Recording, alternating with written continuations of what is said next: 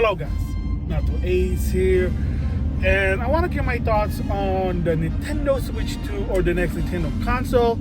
There's nothing really much to say in my opinion, because mostly what they say is kind of makes sense of what's going on. So if you've been following the story of the Nintendo Switch 2, there have been a lot of report, rumors, and it could be facts, who knows, what's happening with the next Nintendo console. Of course, the very facts is that yes, the Nintendo Switch 2 or the next Nintendo console will be revealed in 2024.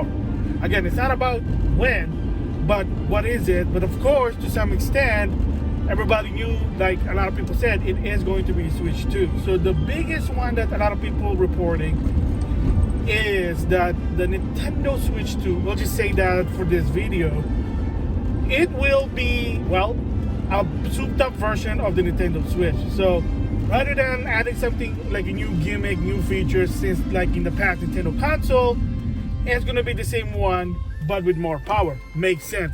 If you're a hardcore gamer, if you're into the video game industry, it makes sense.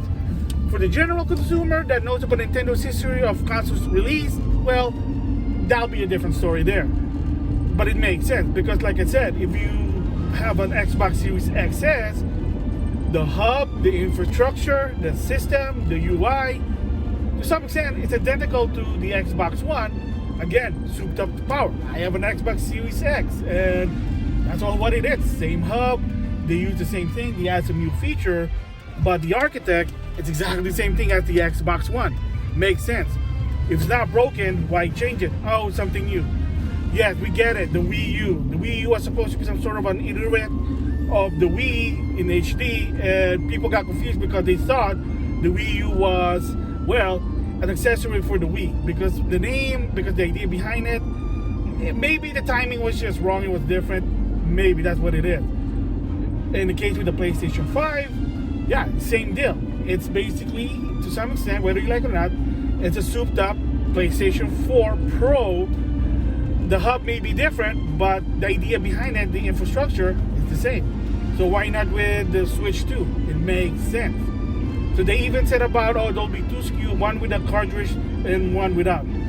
The cartridge part, I don't really like it, but I get it because, again, it's a console that you can play it anywhere. That's people's dream. It makes sense. So cartridge, from what I understand, they're using the same cartridge to some extent, just like the Switch, because it could be backwards compatible. It just makes sense. I did talk about that before, and they should have it backwards compatible, but we'll just have to wait and see. Another thing is the price. They said that the base console, the digital only, is $400, and then the one with the cartridge will be $450.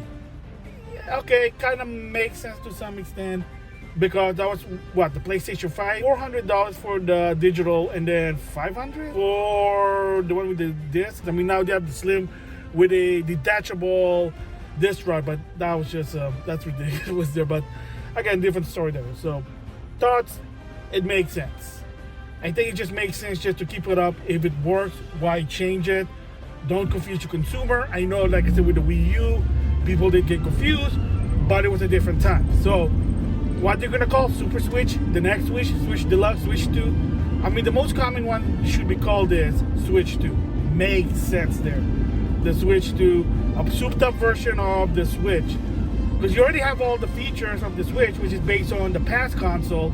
So what else can you add? AR, virtual mode, maybe. I mean, they tried it with that Labo, but I mean, it sort of worked, but again, it's just it's still not there yet. Again, who knows?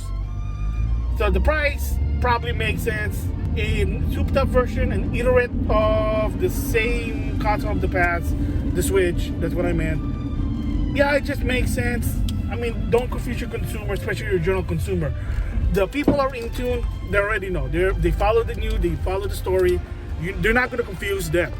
Like I said, with the Wii U, I got confused because I'm like, oh my gosh. So what is it? The Wii U is just a gamepad for the Wii? And then, nope, it's a different system. Again, it is what it is. So thoughts about that is, I think it makes sense. I know it's probably going to be a concern with the general consumer, but like I said, is that you kind of step by step, kind of lure them in and, just explain what the Switch 2 is. I'm just going to say. Yeah, so it makes sense. I know it's not going to be the new gimmick system, but it makes sense for what they do. So that's my thoughts on the story about the Switch 2. We'll just wait and see. It will come out in 2024. Everybody knows that. It just makes sense. So with that, I'll see you guys later.